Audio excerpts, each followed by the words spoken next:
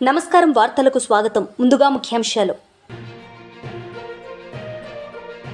Swachhandhra corporation chairman Komareddy Pattabhiram media సమావేశం, పలు అంశాలపై వివరణ.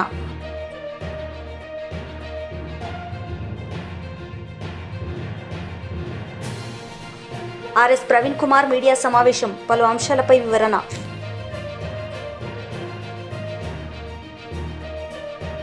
Swachhandhra corporation chairman Komareddy Pattabhiram media సమావేశం నిర్వహించారు. ఈ సందర్భంగా ఆయన మాట్లాడారు. ఇక అసలు మనం ఈ అమ్మఒడి పథకం గురించి, గతంలో ఏం జరిగింది, ఏ విధంగా జగన్మోహన్ రెడ్డి రాష్ట్రంలో ఉన్నటువంటి తల్లులందరినీ మోసం చేశాడు, ఇప్పుడు ప్రతి ఒక్క తల్లికి చంద్రన్న సర్కార్, చంద్రన్న ప్రభుత్వం, ఎన్డీఏ కూటమి ప్రభుత్వం, నారా లోకేష్ గారి సారథ్యంలో విద్యాశాఖ మంత్రిగా ఏ విధంగా ప్రతి ఒక్క బిడ్డకి న్యాయం చేస్తూ ఉన్నారన్నది ఇవాళ కొన్ని గణాంకాలతో సహా, వాళ్ళలాగా మేము నిరాధారంగా ఏది మాట్లాడడం కాబట్టి చాలా వివరంగా ఇప్పుడు మీ ముందు ఉంచుతాం. ఒకసారి దానిలోకి వెళ్లే ముందు ఒక్కసారి గతంలో జగన్మోహన్ రెడ్డి గారు, ఆయన శ్రీమతి గారు భారతి గారు ఏమన్నారో ఒకసారి మళ్ళీ విందాం. బిడ్డను బడికి పంపితే 15,000, ఇద్దరు బిడ్డలను బడికి పంపితే 30,000 తల్లికి సంవత్సరానికి. ఒక బిడ్డను బడికి పంపితే 15,000, ఇద్దరు బిడ్డలను బడికి పంపితే 30,000 తల్లికి సంవత్సరానికి. విన్నారు కదమ్మా ఏం చెప్పారు? 2019 ఎన్నికల ప్రచారం సందర్భంగా భారతి గారు స్వయంగా జగన్మోహన్ రెడ్డి గారు శ్రీమతి గారు ఇంటింటికి వెళ్ళి, అమ్మా ఒక బిడ్డని బడికి పంపితే 15,000, ఇద్దరు బిడ్డల్ని బడికి పంపితే 30,000, ముగ్గురు బిడ్డలు పంపిస్తే 45,000 అని ఇంటింటికి వెళ్ళి ఆవిడ మాట్లాడినటువంటి మాటలు మళ్ళీ ఒకసారి రాష్ట్ర ప్రజలకి గుర్తు చేస్తూ ఉన్నాం. కానీ ఆ తర్వాత వాళ్ళు చేసింది ఏంటి, ఎంత దగా చేశారో, ఎంత మోసం చేశారో ఇప్పుడు ఒకసారి మీకు వివరిస్తాను. విన్న తర్వాత ఇవన్నీ జగన్మోహన్ రెడ్డి బులుగు ఛానల్స్ వాళ్ళు కూడా చూస్తూ ఉంటారు. దీనికి వాళ్ళు ఏం జవాబు చెప్తారో కూడా చూద్దాం. ఆనాడు జగన్మోహన్ రెడ్డి, భారతిరెడ్డి ఇంటింటికి వెళ్ళి ఇచ్చినటువంటి హామీ ప్రకారం ప్రతి ఒక్క బిడ్డకి ఎంతమంది ఉంటే అంతమందికి ఇస్తామని చెప్పారు కదా. ఆ హామీ ప్రకారం వాళ్ళు ఎంత ఇవ్వాలి, ఇవాళ రాష్ట్ర ప్రభుత్వం తీసినటువంటి లెక్కల ప్రకారం ఇవాళ అర్హులైనటువంటి విద్యార్థులు దాదాపుగా 67,27,164, 67,27,164 అర్హులైనటువంటి విద్యార్థులు. సో ఆనాడు జగన్ రెడ్డి, భారతిరెడ్డి ఇచ్చిన హామీ ప్రకారం సంవత్సరానికి 15,000 చొప్పున 10,000 కోట్ల రూపాయలు, 10,000 కోట్ల రూపాయలు జగన్మోహన్ రెడ్డి తల్లుల ఖాతాల్లో వేయాలి. కానీ వాస్తవానికి జగన్మోహన్ రెడ్డి తల్లుల ఖాతాల్లో వేసిందంతా కేవలం సంవత్సరానికి 10,000 కోట్లు, 5 సంవత్సరాలకి లెక్కేస్తే 50,000 కోట్లు. జగన్మోహన్ రెడ్డి ఇచ్చిన మాట ప్రకారం 67,27,164 మంది బిడ్డలకి సంవత్సరానికి 10,000 కోట్ల చొప్పున 5 సంవత్సరాలకి 50,000 కోట్ల రూపాయలు తల్లుల ఖాతాల్లో ఆనాడు జగన్మోహన్ రెడ్డి జమ చేయాల్సి ఉండగా ఆయన గారు ఎంత జమ చేశాడో మనం చూసినట్లయితే ఒక్కసారి 50,000 కోట్లు జగన్మోహన్ రెడ్డి గారు జమ చేయాల్సింది. కానీ ఆయన జమ చేసింది ఎంత? 2020 సంవత్సరంలో 6,394 కోట్లు, 2021 సంవత్సరంలో 6,228 కోట్లు, 2022లో 5,715 కోట్లు, 2023లో 5,440 కోట్లు, 2024 జనవరిలో కేవలం మాజీ మంత్రి బుగ్గన రాజేంద్రనాథ్ రెడ్డి మీడియా సమావేశం నిర్వహించారు. ఈ సందర్భంగా ఆయన మాట్లాడారు. అది లేదు, ఎలిజిబిలిటీ లేదు. ఆ రోజు మేము ఎలిజిబిలిటీ గురించి చెప్పినప్పుడు మమ్మల్ని అన్ని తప్పులు పడితే మళ్ళా మీరు తప్పు అని అన్నప్పుడు ఆ తప్పును సరిదిద్దాల్సిన బాధ్యత మీకుందా, లేదా తప్పును కంటిన్యూ చేసి నువ్వు తప్పు అని చెప్పేది బాధ్యతను? అన్నదాత సుఖీభవ కేంద్రం ఇవ్వబోతుంది. ఇచ్చిన తర్వాత దాంతోపాటు ఒక ఇన్స్టాల్మెంట్. మీరు అన్న మాట ఏమి, కేంద్రం ఇచ్చేది కాకుండా 20,000 రూపాయలు ఇస్తామని అన్నారు. ఈరోజు చిన్నగా మార్చేస్తున్నారు. అప్పుడే అది కూడా అయిపోయింది అని అంటున్నారు. దీపం ఒక సిలిండర్ ఇస్త్రీ అయిపోయింది అని అంటారు. ఆడబిడ్డ నిధి ప్రతి మహిళకు 1,500 రూపాయలు. ఇప్పుడు ఏదో పీపీ 4 పీస్ అంటున్నారు. మళ్ళీ ఏందో ఈ పీ ఏందో 4 పీస్ ఏందో, ఒకరు వచ్చేది ఏందో, వాళ్ళు ఇంకొకరికి డబ్బులు ఇచ్చేది ఏందో, ఈ సబ్జెక్టే మాకు అర్థం కావడం లేదు. మహిళలకు ఉచిత బస్సు ఆగస్టు 15th అంటున్నారు. పోయిన 15th అయిపోయి, ఈ 15th అయిపోయి వస్తుంది, దగ్గరకు వచ్చింది. 15 కోట్ల ఆంధ్రులకు భవిష్యత్తు గ్యారంటీ చూడండి ఈ ప్యాంప్లెట్లు కూడా. అంటే 18 ఏళ్ళు నిండిన స్త్రీకి ఆడబిడ్డ కింద నెలకు 1,500. ఇప్పుడే నేను చెప్పినది తల్లికి. ఇవన్నీ ఏమి దీనికంతా పేరేం పెట్టినారంటే, ఏది ఆడబిడ్డ నిధి, తల్లికి వందనం, దీపం, ఉచిత బస్సు ప్రయాణం కలిసి మహాశక్తి పేర్లు మాత్రం బ్రహ్మాండంగా ఉంటాయి. సినీ ఫీల్డ్ బేసిస్ ఈ పార్టీకి ఫౌండేషన్ సినీ ఫీల్డ్ కాబట్టి బ్రహ్మాండంగా ఉంటుంది అనమాట. మా పార్టీకి ఫౌండేషను ఏదో ఒక పిల్లర్స్ ఏమంటే రాజశేఖర రెడ్డి గారి ఆశయాలు, ఒక పద్ధతి, ఒక రైతులు, వ్యవసాయదారులు, పాపము బీసీ ఎస్సీ మైనారిటీలు, వ్యవసాయదారులు. ఇది మాకు ఫౌండేషన్ అయితే ఇక్కడ ఫిలిం ఫీల్డ్ ఫౌండేషన్ అనమాట. ఏం చేద్దాం? అన్నదాత సుఖీభవ 20,000 రూపాయలు. యువగళం, బీసీలకు రక్షణ చట్టం. ఏం దీంట్లో ఒక్కటన్నా కనీసం నిజం చెప్పాలంటే ఎంతమందికి ఇవ్వాల్సి వస్తుందండి? మీరు 18 ఏళ్ళు నిండిన ప్రతి మహిళకు అంటే ఇంచుమించు 2,07,00,000 మంది మహిళలకు ఇవ్వాలి. ఇప్పటికి 2,07,00,000 మంది మహిళలకు ఒక్కరికన్నా అందిందా? మీరు పీపీపీ అంటున్నారు. 2,07,00,000 మందికి పీపీపీ కింద మీ థియరీ ప్రకారం ఒక వ్యక్తి ఇంకో వ్యక్తిని చూసుకుంటారు. ఏందో ఈ సబ్జెక్టే మాకు అర్థం కాలేదు. చూసుకుండేది ఏందో, ఇచ్చేది ఏందో. అంటే ఇప్పుడు 2,07,00,000 మంది 2,07,00,000 మందికి డబ్బులు ఇవ్వాలా? ఎందుకు ఇవ్వాలా? ఎందుకు ఇస్తారు? అదేమన్నా ఉద్యోగమా? దీపం 1,54,47,000 మందికి. నాకు తెలిసి పోయినసారి సింగిల్ సిలిండర్ కూడా సగం మందికి వచ్చినట్లుంది అంతే. తల్లికి వందనం 83 లక్షల మందికి ఇవ్వాలా? అదేదో కుదిచ్చేసి 60 లక్షల చిల్లర అని అంటున్నారు. మళ్ళీ ఇంతవరకు ఇంకా అందలేదు పూర్తిగా అందరికీ. కుదిచ్చినారు. కుదిచ్చేది కాక ఏం చేసినారు? మళ్ళా 13,000. ఎన్ని తప్పులు పడతారండి మమ్మల్ని? 13,000 2,000 ఎందుకు పెట్టినాం మేము? జగన్మోహన్ రెడ్డి గారు ఏమన్నారు? 1,000 రూపాయలు బళ్ళన్నీ కూడా మనము నాడు నేడు కింద బాగా చక్కగా కట్టడం జరిగింది కాబట్టి మెయింటెనెన్స్, ఆ టాయిలెట్స్ కానీ బాత్రూమ్లు కానీ మెయింటెనెన్స్ కోసము, వాచ్మ్యాన్ జీతాల కోసం అంటే ఎన్ని తప్పులు పడతారు. ఇప్పుడు మీరేం చేస్తున్నారండి? మీరు 13-15 ఇస్తుండేది 13 కదా. అంటే ఇప్పుడు ఆ మంత్రి ఉన్నాడు చూడండి, పాపులర్ మంత్రి. ఇప్పుడు ఏం చెప్పాలంటే పోయి నీకు 13, నీకు 13, నీకు 13, ఒకరికి 18. ఇప్పుడు నీకు లేదు నీకు లేనే లేదు అన్నలా. అంతే కదా. ఇప్పుడు ఇంకా 83 నుంచి 67 కుదిచ్చినారంటే నీకు 13, నీకు 13, నీకు లేనే లేదు. అది కరెక్ట్ సరిపోతుంది. అన్నదాత ఏది ఎంతమంది? 53,50,000 మంది. అంటే ఒక సంవత్సరం అయితే ఇవన్నీ మిస్ అయినట్లే కదా. స్థానిక బస్సుల్లో ఆడవాళ్ళందరికీ కూడా ఫస్ట్లో ఏమంటారు? మొత్తము మహిళలందరూ కూడా అమాయకంగా, ఎందుకంటే మీరు గొప్ప స్థాయిలో మీరు చెప్తారు. మీరు చూస్తే షూరిటీ ఎంట్రీ, ఇంకోరు పార్టీ ప్రశ్నించేదానికి పార్టీ పెట్టిన ఆయన గ్యారంటీ అనే పెద్ద ఆయన ఫోటో పెట్టుకుంటారు, పైన కౌంటర్ గ్యారంటీ, ఇంకొక ఆయన వారంటీ. మీరందరూ చెప్పే లోపల ఆడవాళ్ళు ఏమనుకున్నారంటే శ్రీకాకుళంలో బస్సు ఎక్కొచ్చు, ఒకటే టక్ అని చెప్పి తిరుపతికి వెళ్ళిపోవచ్చులే ఫ్రీగా అని అనుకున్నారు. పాపం మీరు చూస్తే చిన్న కుదిస్తున్నారు. ఏమని? జిల్లాలో మాత్రమే కదా మీరు తిరిగేది, బయట మీకేం పని అంట. మీరు చెప్పినది ఏంది? మళ్ళీ పాపం చాలామంది ఏమనుకున్నారంటే నెల్లూరులో బస్సు ఎక్కి సింహాచలం వెళ్ళిపోవచ్చులే అని అనుకున్నారు. మీరు ఇప్పుడు సింపుల్గా ఏమంటే జిల్లాలో మాత్రమే కదా, నెల్లూరులో మాత్రమే కదా తిరిగేది, మీకేం పని బయటికి అంటే ఏం పని మళ్ళీ చెప్పాల్సింటారు. ఆ రోజే తాలూకాల్లో తిరగాలన్నా, జిల్లాలో తిరగాలన్నా, మండలంలో తిరగాలన్నా చెప్పాలా.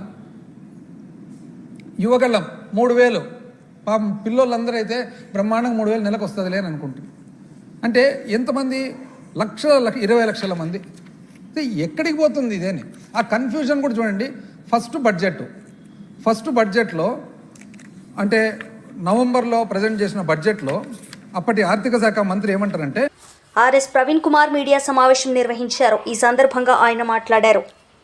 వీటి వల్ల రాష్ట్రానికి జరుగుతున్న అపారమైన నష్టం మీద ఏర్పాటు చేసిన నిజాలను ప్రజలకు వివరించడానికి ఏర్పాటు చేసిన ఈ ప్రత్యేకమైన మీడియా సమావేశానికి వచ్చిన ప్రింట్ మరియు ఎలక్ట్రానిక్ మీడియా మిత్రులందరికీ కూడా హృదయపూర్వక ధన్యవాదాలు చెప్తూ నమస్కారం. జై తెలంగాణ. మిత్రులారా, మొట్టమొదట తెలంగాణ ప్రజలకు నేను ఒక విషయం స్పష్టంగా చెప్పదలుచుకున్నాను. ఒక దొంగ చేతికి ఇంటి తాళాలిచ్చి పోతే ఏ విధంగా నష్టం జరుగుతుందో, యాంటిసిడెంట్స్ వెరిఫై చేయకుండా ఒక క్యాండిడేట్కు ఒక పోలీస్ అధికారి ఉద్యోగంగా ఇస్తే ఎంత నష్టం జరుగుతుందో, ఒక ప్రభుత్వ ఉద్యోగిగా నియమిస్తే ఎంత నష్టం జరుగుతుందో, ఈరోజు 89 కేసులు ఉన్న ఒక నేరస్తుడు, మరి ముఖ్యంగా ఓటుకు నోటు కేసులో రెడ్ హ్యాండెడ్గా కెమెరా ముందు లంచం ఇస్తూ దొరికిన ఒక నేరస్తుడు ఈరోజు తెలంగాణ రాష్ట్రానికి ముఖ్యమంత్రి అయితే రాష్ట్రానికి జరుగుతున్న అపార నష్టం ప్రజలందరూ కూడా గుర్తించాలి. దీనివల్ల ప్రజలకు రావాల్సిన సంపద ఏ విధంగా పట్టపగలే లూటీ అవుతుందో ప్రజలు గుర్తించాలి. నేను ఇక్కడ లంకె బిందెలు ఉంటాయి అనుకోనేమో వచ్చినా, అబద్ధాలు చెప్తేనే ప్రజలు నమ్ముతారు, నిజాలు చెప్తే ప్రజలు నమ్మరు అని బాజాప్తా మీడియా ముందు స్టేట్మెంట్ ఇచ్చి మరి ఈరోజు ముఖ్యమంత్రి గద్దె మీద కూర్చున్న రేవంత్ రెడ్డి, అదే రేవంత్ రెడ్డి చేతిలో హోంశాఖ, అదేవిధంగా రాజ్యాంగ సంస్థలు అలాంటి నేరస్తుడి చేతిలో ఉంటే రాష్ట్రానికి ప్రజలకు జరుగుతున్న అపారమైన నష్టం గురించి ఈరోజు నేను స్పష్టంగా మాట్లాడాలనుకున్నాను. మిత్రులారా, ఈరోజు తెలంగాణ రాష్ట్ర ప్రజల గొంతుకగా, వాళ్ళ కన్నీళ్లు తుడిచే ఒక అన్నగా, ఒక తమ్ముడిగా, ఒక తల్లి నుంచి చెల్లెలు దాకా, అన్న నుంచి తమ్ముడి దాకా, ఒక ముసలాయన దగ్గర నుంచి ప్రతి ఒక్కరి దగ్గరికి వెళుతూ వాళ్ళ కష్టాలు తెలుసుకుంటూ, ఎన్నో ఇబ్బందులున్నా, ఎన్నో అడ్డంకులున్నా, ఎన్నో అక్రమ కేసులున్నా మరి అలా వీరోచితంగా పోరాడుతున్న కేటీఆర్ గారు లగచెర్ల నుండి ఆదిలాబాద్ వరకైతేనేమి, మహబూబాబాద్ నుంచి మహబూబ్నగర్ వరకైతేనేమి, మూసీ నది పరివాహక ప్రాంతం అయితేనేమి, మంజీరా పరివాహక ప్రాంతం, ఎక్కడ సమస్య ఉన్నా అక్కడికి ఆగమేఘాల మీద పోయి అక్కడ ప్రజల గొంతుకగా ఉండి ప్రజల తరపున పోరాటం చేస్తున్న కేటీఆర్ గారి మీద ఈ రేవంత్ రెడ్డి ముఖ్యమంత్రి అయిన తర్వాత ప్రజాప్రభుత్వం అనే పేరుతోని ప్రతీకారం తీర్చుకున్నందుకు వచ్చిన కేసులు 14, అన్ని అక్రమ కేసులే.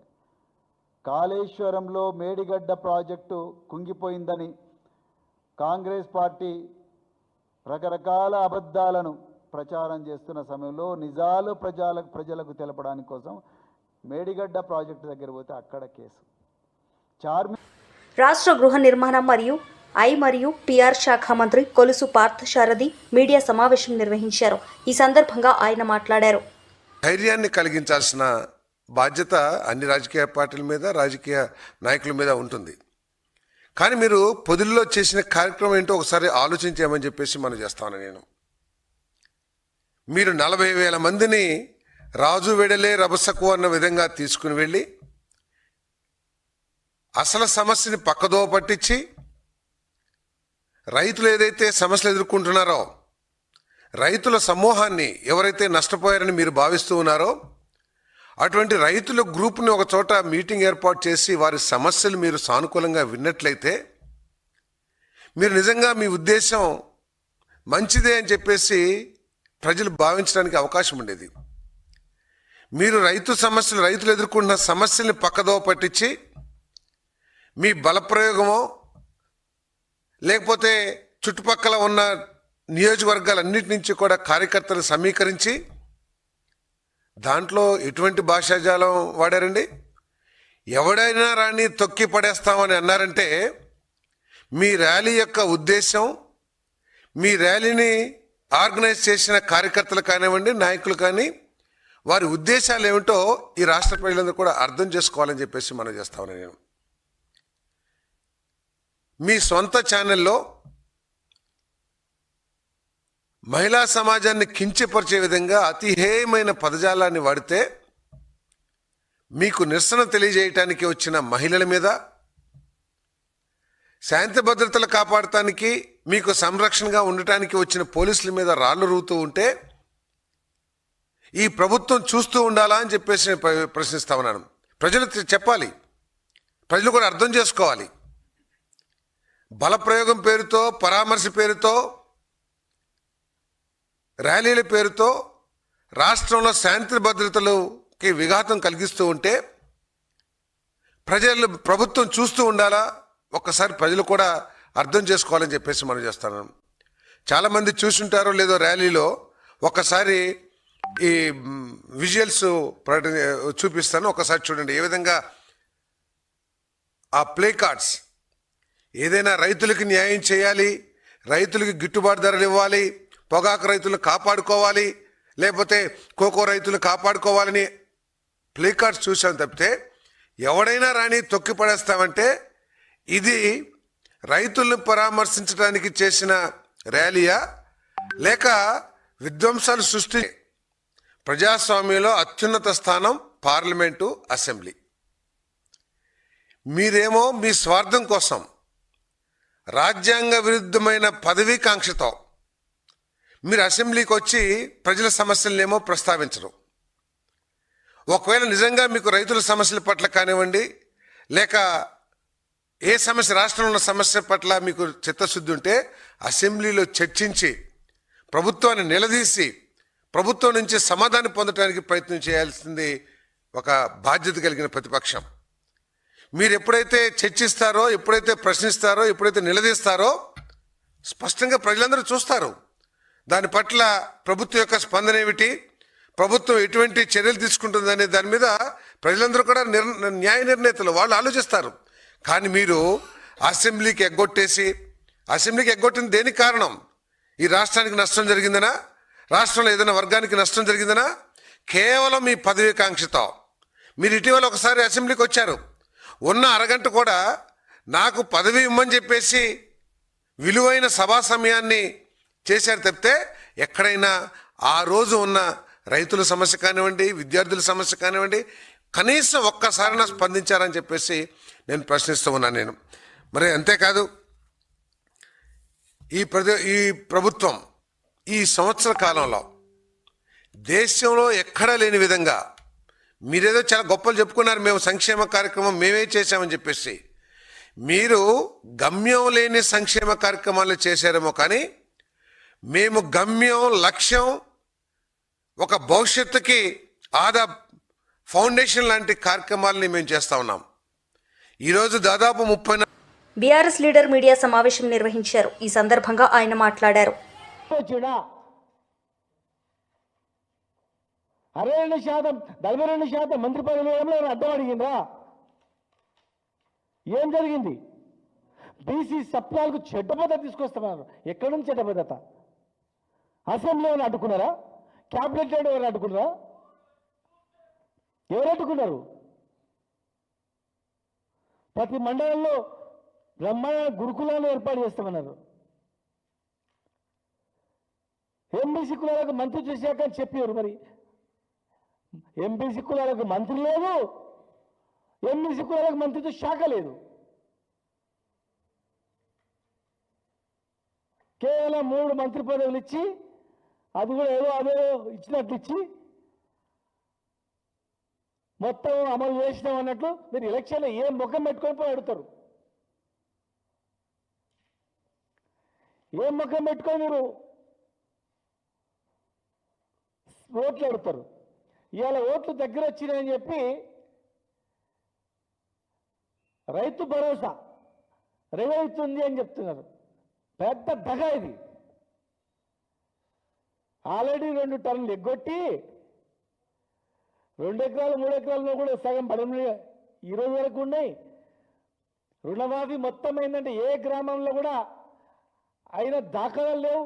స్వయాన మంత్రులే మీ ఎమ్మెల్యేలే చెప్తున్నారు మా నియోజకవర్గాల్లో 25% కూడా కాలేదు అని. మేము చెప్పుడు కాదు, అది ఉందా? దానికి అర్థం ఉందా? హడావుడి చేసి రైతు బంధు చేసి కన్ఫ్యూజన్ చేసి మళ్ళీ మోసం చేయాలనే ఒక ప్రయత్నం తప్ప ఏం చేశారు చెప్పారు మీరు బీసీలకు? ప్రయత్నం తప్ప ఏం చేశారు చెప్పారు మీరు బీసీలకు? అణచివేత, కేసులు, కుట్రలు, కుతంత్రాలు తప్ప, ఓట్లు కావాలి తప్ప వాళ్ళని మనసులుగా చూసినటువంటి పరిస్థితి ఉందా? నిన్న కాక మొన్న ఆర్టీఏ కమిషనర్లు వేసారు, ఒక్కరైనా ఉన్నారా? ఒక బీసీ దొరకలేదా? ఒక బీసీ మీద దొరకలేదా? ఏ పదవులు వచ్చినా కూడా పనికి మాలిన పదవులు బీసీలకు వేస్తున్నారు. ఇట్లేదో బొక్కవాడేసినా వాడేస్తున్నారు, వాళ్ళతో వీళ్ళతో అర్పిస్తున్నారు. ఖచ్చితంగా 60% రిజర్వేషన్ ఇవ్వాలన్నాం. మీరు అన్న మాట ప్రకారమైన మీరు ప్రయత్నం చేసి విఫలమైతే వేరు. ఒక డెలిగేషన్ మేము ప్రధానమంత్రి దగ్గర తీసుకుపోలేదు, కనీసం ప్రధానమంత్రికి రిప్రజెంటేషన్ ఇవ్వలేదు, అడగలేదు. ఒకవైపు భారతీయ జనతా పార్టీ కూడా మేము బీసీలను ఇచ్చేయండి, వీళ్ళు పంపించడమంటే పంపించింది అడగలేదు, చేస్తే ఆయనని నిలదీయలేదు. ఏ ఒక్క పార్లమెంట్ సభ్యుడు కూడా పార్లమెంట్లో మాట్లాడలేదు, ప్రధానమంత్రి ఒక డెలిగేషన్ కలవలేదు. ఇంకెన్ని రోజులు ఈ మోసాలు? చాలా ఉన్నాయి. విద్యలో కానీ, చేతి వృత్తులకు కానీ, సంక్షేమంలో కానీ, నిధులలో కానీ ఏది లేదు.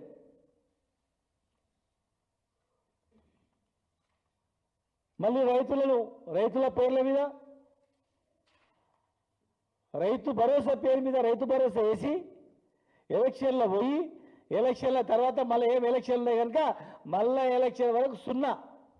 కానీ పొరపాటున ఇట్లా ఓట్లు వేస్తే కాంగ్రెస్కు అయిపోయి ఇంకా ముందే కేసీఆర్ గారు కూడా చెప్పారు, ఈసారి మీరు అధికారం కోల్పోతే చాలా బాధపడతారు, కష్టాలు వస్తాయి, రైతులకు కష్టాలు వస్తాయి, కరెంటు కష్టాలు, భూస్థాపితం అయిపోతారు.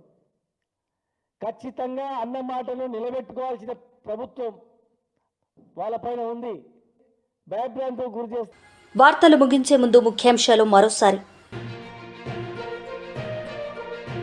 Swachhandhra corporation chairman Komareddy Pattabhiram media సమావేశం, పలు అంశాలపై వివరణ.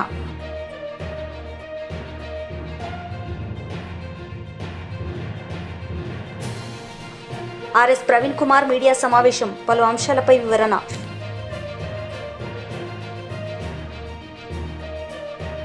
ఈ వార్తలు ఇంతటితో సమాప్తం. తిరిగి ప్రసారమయ్యే వార్తల్లో మళ్ళీ కలుద్దాం. అంతవరకు సెలవు. నమస్తే.